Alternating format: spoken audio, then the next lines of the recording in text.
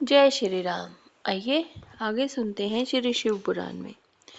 भगवान शिव की आज्ञा से सप्त ऋषियों का पार्वती के आश्रम पर जा उनके शिव विषयक अनुराग की परीक्षा लेना और भगवान को सब वृतांत बताकर स्वर्ग को जाना। ब्रह्मा जी ने कहा, देवताओं के अपने आश्रम में चले जाने पर पार्वती के तप की परीक्षा के लिए भगवान शंकर समाधिस्थ हो गए।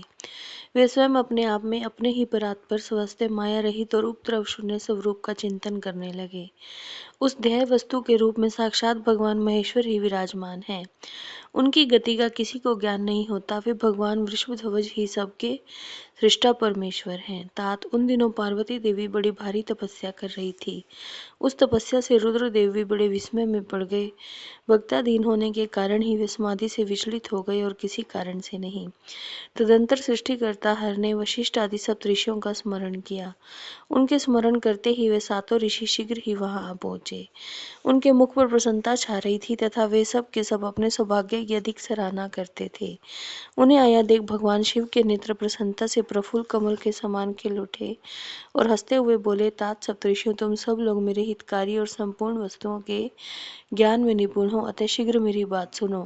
गिरिराज कुमारी देवर्षि पार्वती इस समय सुस्थिरचित हो गौरी शिखर नामक पर्वत पर तपस्या कर रही है। मुझे पति रूप में प्राप्त करना उसकी तपस्या का उद्देश्य है। द्विजो, इस समय केवल सखियां उनकी सेवा में हैं। मेरे सिवा दूसरी समस्त कामनाओं का परित्याग करके वे एक उत्तम निश्चय पर पहुंच चुकी हैं। मुनिवरों, तुम सब लोग मेरी आज्ञा से वहां जाओ और प्रेम पूर्ण हृदय से उनकी दृढ़ता की परीक्षा करो। वहां तुम्हें सर्वथा छल युक्त बातें कहनी चाहिए। उत्तम व्रतधारी मैं ऋषियों, मेरी आज्ञा से ऐसा करना है, इसलिए तुम संशय मत करना। भगवान शंकर की आज्ञा पाकर वे सातों ऋषि तुरंत ही उस स्थान पर जा पहुंचे जहाँ दीप्तिमती जगन माता पार्वती विराजमान थी। सप्त ऋषियों ने वहां शिवा को तपस्या की मूर्तिमती दूसरी सिद्धि के समान देखा। उनका तेज महान था। वे अपने उत्तम तेज से प्रकाशित हो रही थी। उन उत्तम व्रतधारी सप्त ऋषियों ने उन्हें मन ही मन प्रणाम किया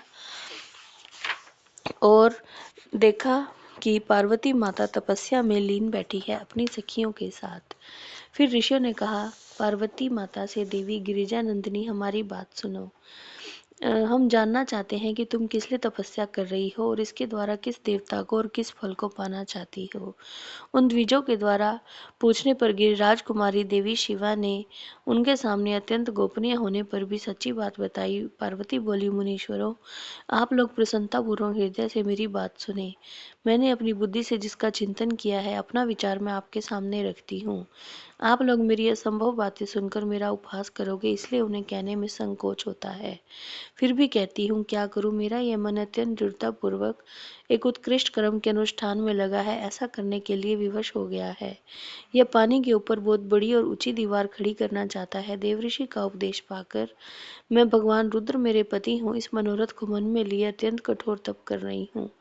मेरा मन रूपी पक्षी बिना पंख के ही हठपूर्वक आकाश में उड़ रहा है। मेरे स्वामी करुणा निदान भगवान शंकर ही उसकी इस आशा की पूर्ति कर सकते हैं। पार्वती का यह वचन सुनकर वे मुनि हंस पड़े और गिरजा का सम्मान करते हुए प्रसन्नता पूर्वक छलयुक्त मिथ्या वचन बोले। ऋषियों ने कहा, गिरिराज नंदी, देवऋषि नारद व्यर्थ ही अपने को पंडित मानते हैं। उनके मन में क्रूरता भरी है। आप समझदार होकर भी क्या उनके चरित्र को नहीं जानती। नारद छल कपट की बातें करते हैं और दूसरों के चित्त को मुंह में डालकर मत डालते हैं। उनकी बातें सुनने से सर्वथा हानि ही होती है। ब्रह्मा पुत्र दक्ष के पुत्रों को नारद ने जो छल पूर्ण उपदेश दिया, उसका फल यह हुआ कि वे सब के सब अपने पिता के घर लौट कर नहीं आ सके। यही हाल उन्होंने दक्ष के दूसरे पुत्रों का किया। वे भी उनके चक्कर में आकर भिखारी बन गए। विद्याधर चित्रकेतु को इन्होंने ऐसा उपदेश दिया कि उसका घर ही उजड़ गया। प्रहलाद को अपना चेला बनाकर इन्होंने हिरण्यकश्यप से बड़े बड़े दुख दिलवाए। वे सदा दूसरों की बुद्धि में भेद पैदा किया करते हैं। नारद मुनि कानों को पसंद आने वाली अपनी विद्या जिसको सुना देते हैं, वही अपना घर छोड़कर तत्काल भीख मांगने लगता है। उसका मन मलिन है, केवल शरीर ही सदा उज्जवल दिखाई देता है। हम उन्हें विशेष रूप से जानते हैं क्योंकि उनके साथ रहते हैं।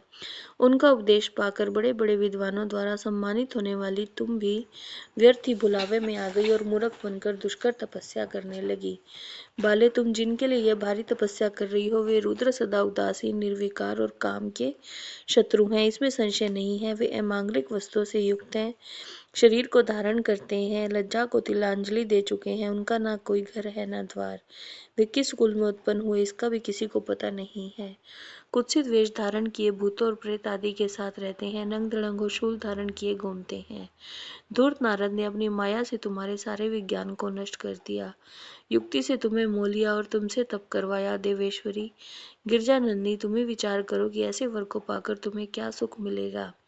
पहले रुद्र ने बुद्धि से खूब विचार करके साध्वी सती से विवाह किया, परंतु वे ऐसे मूढ़ हैं कि कुछ दिन भी उनके साथ निभा ना सके। इस बेचारी को वैसे ही दोष देकर उन्होंने त्याग दिया और स्वयं स्वतंत्र हो अपने निष्कल और शोक रहित स्वरूप का ध्यान करते हुए उसी में सुखपूर्वक रम गए। देवी जो सदा अकेले रहने वाले, शांत, संग्रहित और नृत्य हैं, उनके साथ किसी स्त्री का निर्वाह कैसे होगा। आज भी कुछ नहीं बिगड़ा, तुम हमारी आज्ञा मानकर घर लौट जाओ और इस दुर्बुद्धि को त्याग दो, इससे तुम्हारा भला होगा। तुम्हारे योग्य वर भगवान विष्णु हैं, जो समस्त सद्गुणों से युक्त हैं।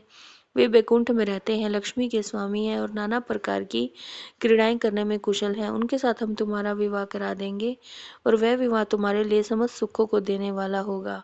पार्वती, तुम्हारा जो रुद्र के साथ विवाह करने का हठ है, ऐसे हठ को छोड़ दो और सुखी हो जाओ। ब्रह्मा जी ने कहा, नारद, उनकी ऐसी बात सुनकर जगदम्बिका पार्वती हंस पड़ी और ज्ञान विशारद मुनियों से बोली।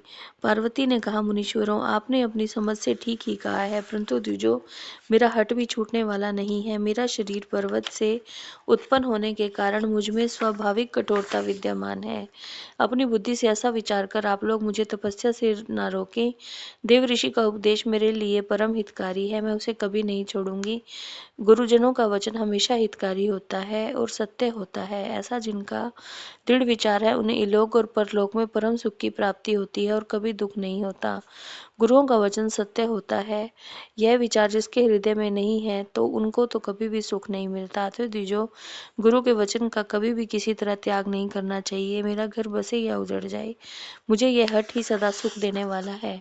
मुनीश्वरों, आपने जो बात कही, मैं उसका आपके कहे हुए तात्पर्य से भिन्न अर्थ समझती हूँ। उसका यही संक्षेप में विवेचन प्रस्तुत करती हूँ। आपने ठीक कहा कि भगवान विष्णु सद्गुणों के धाम हैं, लीला विहारी हैं। साथ ही आपने सदाशिव को निर्गुण कहा। इसमें जो कारण है वह यही बताया जाता है कि भगवान शिव साक्षात परब्रह्म है, अतः निर्विकार हैं। वे केवल भक्तों के लिए शरीर धारण करते हैं, फिर भी लौकिकी प्रभुता को दिखाना नहीं चाहते। अतः परमहंसों को जो प्रिय गति है, उसी को वो धारण करते हैं। क्योंकि वे भगवान शंभु परमानंद में हैं, इसलिए अवधूत रूप से रहते हैं। माया लिप्त जीवों को ही भूषण आदि की रुचि होती है, ब्रह्म को नहीं। वे प्रभु गुणातीत, अजन्मा, माया रहित, अलक्ष्य गति और विराट है। द्विजो, भगवान शंभु किसी विशेष धर्म या जाति आदि के कारण किसी पर अनुग्रह नहीं करते। मैं गुरु की कृपा से शिव को यथार्थ रूप से जानती हूँ। ब्रह्म ऋषि, यदि शिव मेरे साथ विवाह नहीं करेंगे तो मैं सदा कुमारी ही रह जाऊंगी, परंतु किसी और के साथ विवाह नहीं कहूंगी।